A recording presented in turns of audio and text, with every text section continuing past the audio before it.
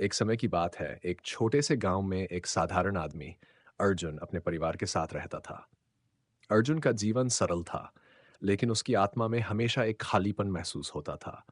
वह हर रोज अपनी खेती करता, परिवार की देखभाल करता, लेकिन रात होते ही उसे जीवन का अर्थ समझ नहीं आता था। एक दिन अर्जुन अपने गांव के पास वाले जंगल में चला गया। वहां उसने एक साधु को तपस्या करते हुए देखा। साधु की आंखें बंद थीं और उनके चेहरे पर अद्भुत शांति थी।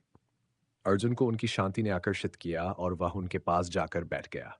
कुछ देर के बाद साधु ने अपनी आंखें खोली और अर्जुन की ओर देखा। अर्जुन ने उनसे कहा, महाराज, मैं हमेशा अपने जीवन में कुछ खालीपन महसूस करता हूँ। मैं पूरी तरह से खुश नहीं हूँ। कृपया मुझे बताइए कि मैं शांति और सुख कैसे पा सकता हूँ। साधु मुस्कुराए और बोले, बेटा, जब तक तुम्हारी आत्मा किसी बाहरी चीज से बंधी रहेगी, तब तक तुम्हें यह खालीपन महसूस होता रहेगा। जीवन की सच्ची खुशी और शांति तुम्हारे अंदर है। इसे बाहर की चीजों में मत ढूंढो। अर्जुन ने पूछा, लेकिन महाराज, मैं इसे कैसे महसूस कर सकता हूँ? साधु ने कहा, पहला कदम है स्वीकृति। तुम जैसे हो, जहां हो, उसे स्वीकार करो। दूसरा, हर दिन ग्रेटिट्यूड का अभ्यास करो। जो तुम्हारे पास है उसके लिए आभार व्यक्त करो। और तीसरा, अपनी आत्मा से जुड़ो। ध्यान करो, सांसों पर ध्यान दो। ये तुम्हें अपने असली स्वरूप से मिलाएगा। अर्जुन ने साधु की बातें ध्यान से सुनी।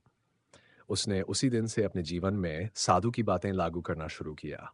धीरे धीरे उसने पाया कि उसके जीवन में एक गहरी शांति आने लगी। अब वह अपनी छोटी छोटी खुशियों में भी संतोष अनुभव करने लगा। अर्जुन समझ गया था कि जीवन का असली सुख बाहर नहीं, बल्कि हमारे अंदर है। उस दिन के बाद अर्जुन ने कभी अपनी आत्मा में खालीपन महसूस नहीं किया। उसने जीवन के हर पल को एक तोहफे के रूप में स्वीकार किया और अपने अंदर की शांति को अपने जीवन की सबसे बड़ी संपत्ति मान लिया। यह कहानी हमें सिखाती है कि सच्ची खुशी और शांति हमारी बाहरी परिस्थितियों से नहीं, बल्कि हमारे आंतरिक अनुभवों से आती है। जब हम अपने वर्तमान को स्वीकार करते हैं और खुद को जानने की यात्रा पर निकलते हैं, तभी हम जीवन के असली अर्थ को समझ पाते हैं।